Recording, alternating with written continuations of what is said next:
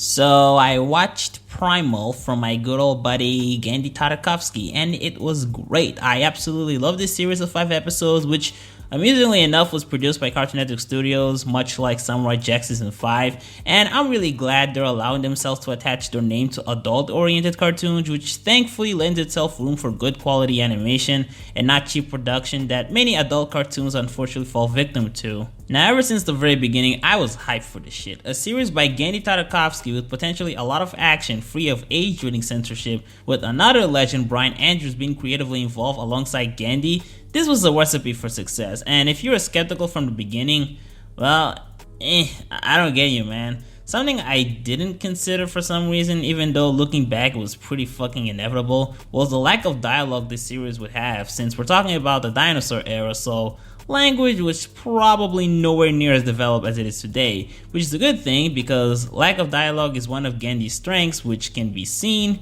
in Samurai Jack. Speaking of which, one thing I'd like to point out is how the art style looks different from Genndy's usual look, mainly in the facial area. This can especially be seen in both Samurai Jack and Symbionic Titan, where they don't necessarily share the exact same art style. There are some differences, even in the shape of the heads, but you can notice some similarities when it comes to the way their eyes, nose, and mouth are drawn in position. This is not the case in Primal. The main character, which is one of the very few humans present in the story, has a drastically different look on the level of what you would find from one-off episodic characters in Symbionic Titan that tend to have a unique aesthetic based on whatever tone or theme he embodies. In fact, I would say that it's only when you start observing the textures that you might draw suspicion that this was drawn by the same team behind the other works from Genndy, because if not for that, this looks completely distinct from his past works, which is somewhat refreshing to see.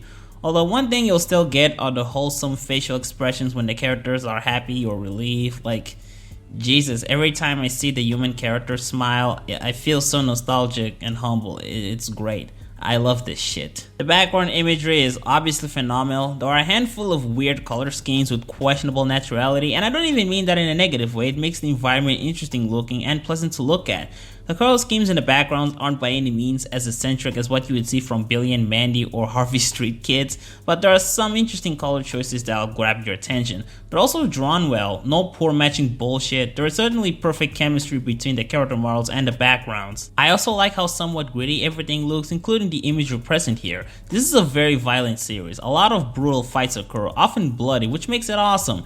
It goes in line with the primitive tone that the show has. I think the scene that really got my attention, which never went away afterwards, was when a bunch of dinosaurs ate 3 humans, including children, and after the last kid was eaten, blood started dripping from his mouth. And then our hero got really pissed and was like, "Fuck you, you pieces of shit," and then just started fucking attacking them with no concern for his safety. And then I guess the leader of the dinosaurs told everybody to retreat because they got better shit to do, and one of the fucking dinosaurs screamed to our hero, essentially saying, "Yeah, you're off the hook this time, but you're still my bitch." This was the moment I was like, okay, I'm in. I'm definitely in for this shit. And then more cool shit happened. I love the friendly bond between Spear and Fang, the level of partnership they have, in spite of the fact that they're both different species and don't even speak the same language.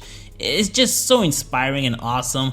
On that note, I also appreciated the emotional undertones present here, like how Spear was about to kill himself after his family died. How he and Fang working together is, in a sense, a way for them to cope with their loneliness after they both lost their families. I like how Spear had to some extent, overcome the notion that Fang is of the same species that killed his wife and kids.